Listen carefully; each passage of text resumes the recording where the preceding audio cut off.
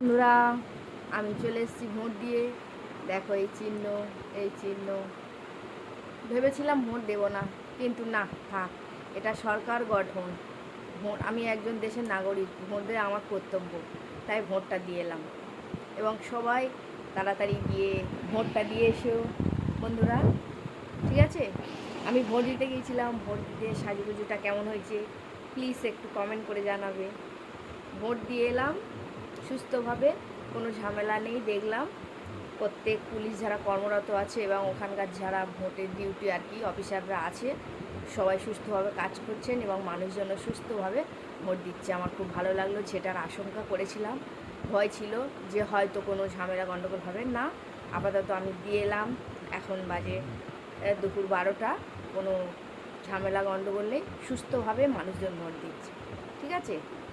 Tata, আবার দেখা হচ্ছে পরের ভিডিওতে।